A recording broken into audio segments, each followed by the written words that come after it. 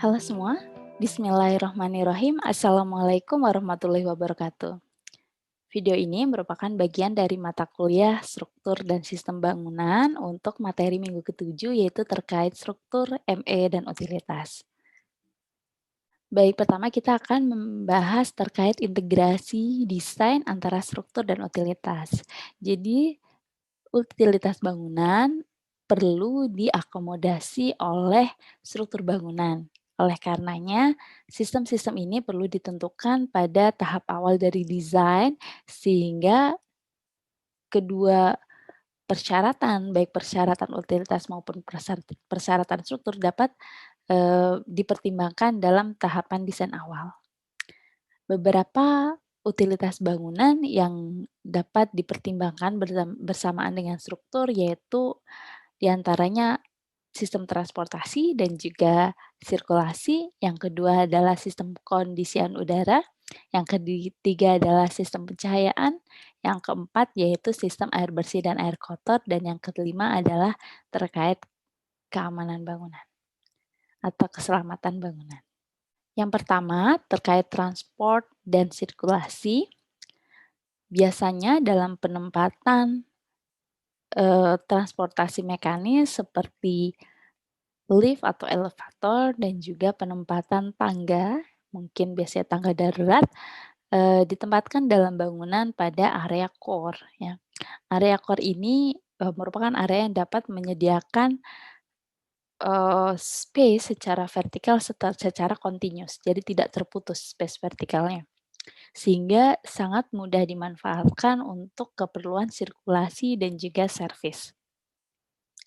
Selain untuk penyediaan, eee space untuk transportasi, core ini juga berperan sebagai struktur utama pada bangunan di mana dia dapat menahan gaya ya, terutama gaya vertikal dan memperkuat keseluruhan bangunan.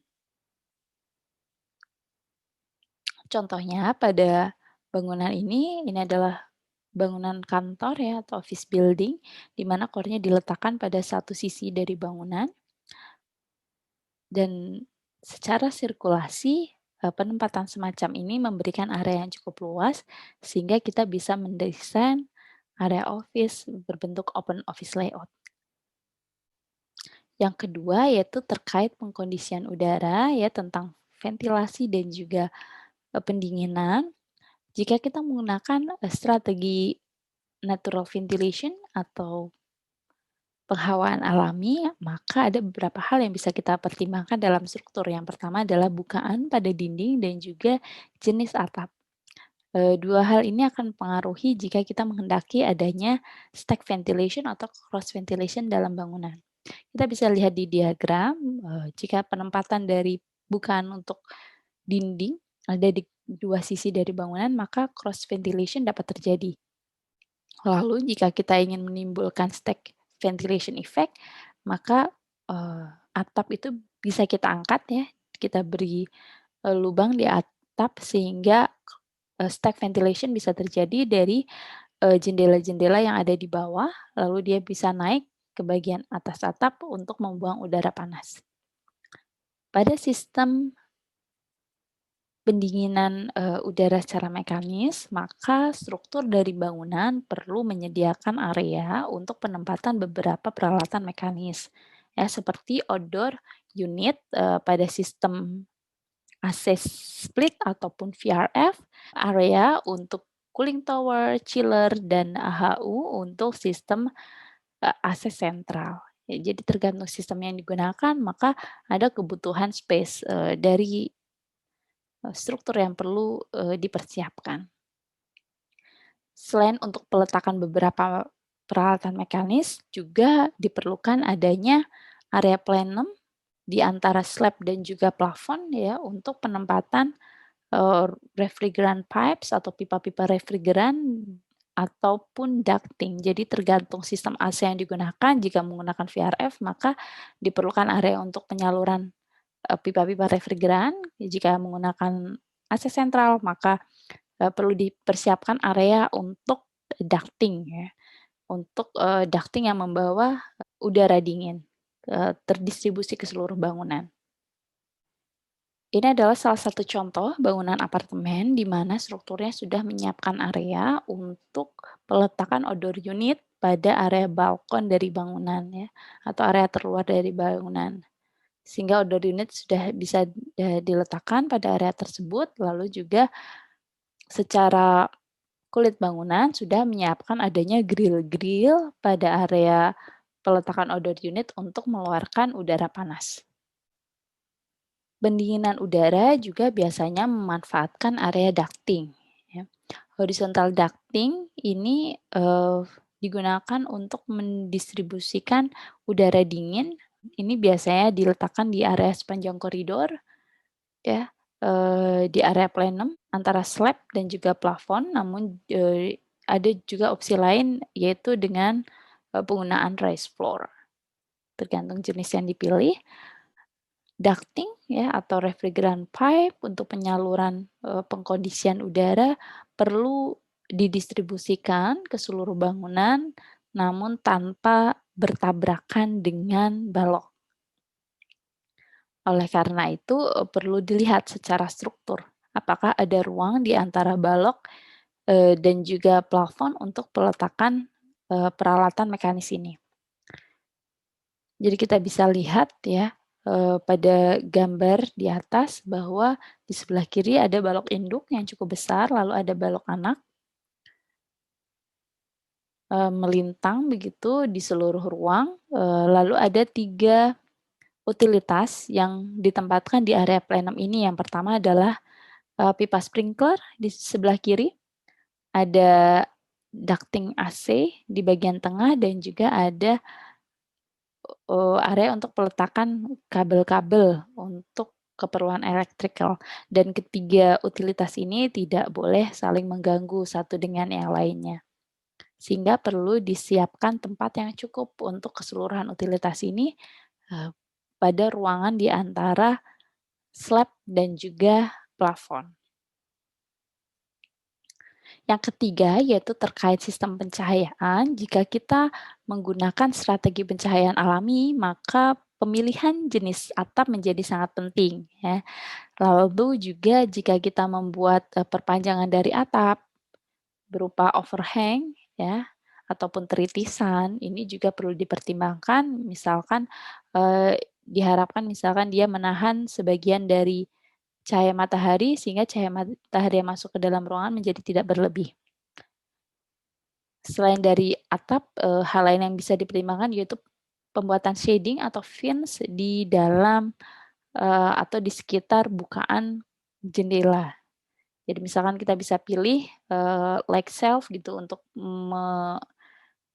membawa cahaya masuk lebih dalam ke dalam bangunan ataupun shading-shading horizontal misalkan untuk menahan sebagian dari cahaya matahari agar tidak terjadi silau. Ketinggian ruang, kedalaman ruang, dan juga, luasan dari bukaan jendela akan sangat mempengaruhi juga dari penetrasi cahaya, matahari ke dalam bangunan, sehingga hal tersebut juga perlu menjadi pertimbangan. Pada, aspek perancangan pencahayaan buatan, kita juga perlu memperhatikan distribusi, jalur-jalur elektrikal ini secara vertikal maupun horizontal. Secara vertikal itu perlu disediakan saf khusus untuk listrik, untuk penyaluran dan distribusi kabel-kabel ini secara vertikal dan juga untuk secara horizontal, biasanya ada beberapa opsi yang dapat dipilih seperti ditanam di dalam slab, ditanam di dalam dinding, ataupun diletakkan instalasinya di dalam area plenum.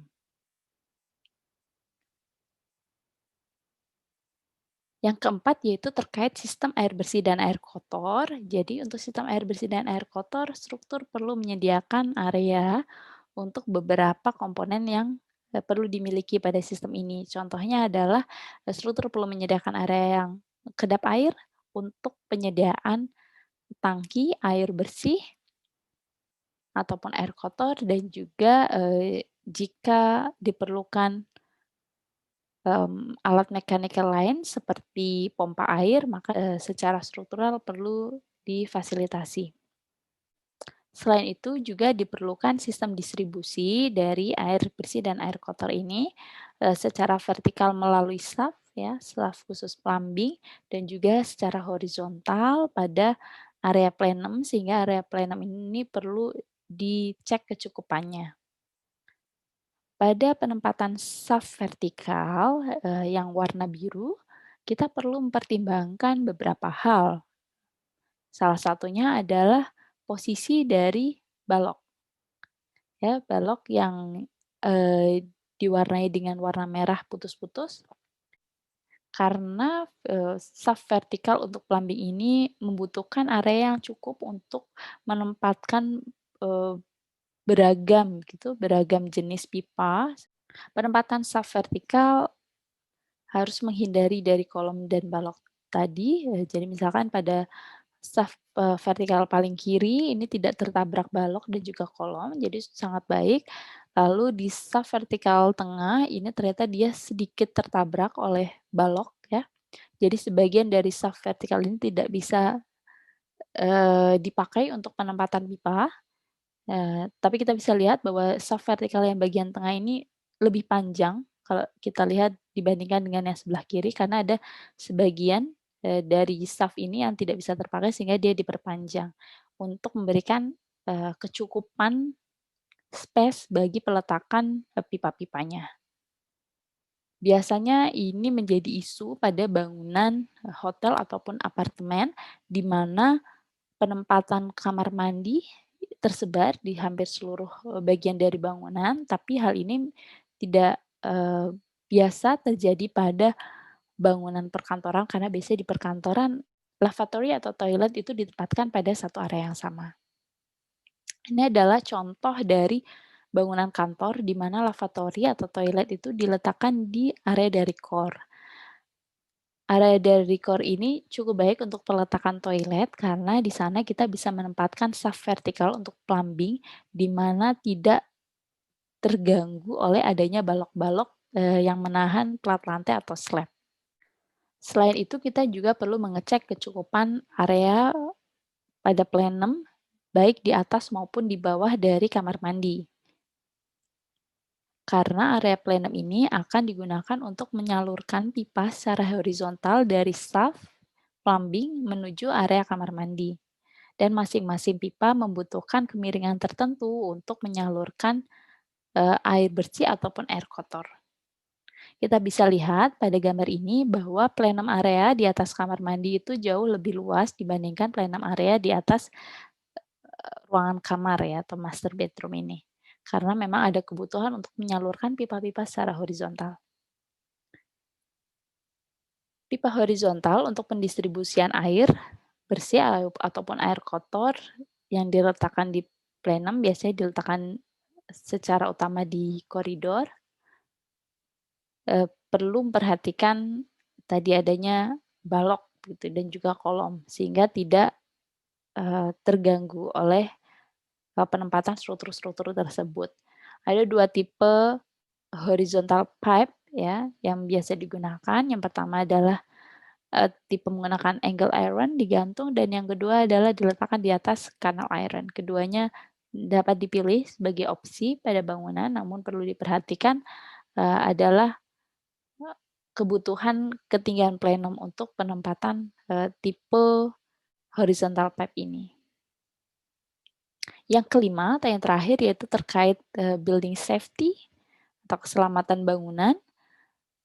Di sini kita perlu menyediakan secara struktur area untuk peletakan tangki air dan juga peralatan, mekanis seperti, pompa darurat khusus untuk hydrant. Dan juga vertical shaft untuk mendistribusikan air untuk sprinkler dan hidran secara vertikal dan juga peletakan pipa horizontal khususnya untuk sprinkler di bawah area slab. Peletakan sprinkler dalam bangunan perlu memperhatikan apakah bangunan dilengkapi plafon atau tidak. Jadi jika tidak, without false ceiling, maka sprinkler dapat diletakkan langsung di slab dari bangunan, namun juga perlu memperhatikan jika ada penghalang lain seperti misalkan ducting untuk pengondisian udara dan juga, jika menggunakan plafon seperti suspended ceiling, maka sprinkler diletakkan setelah, plafon.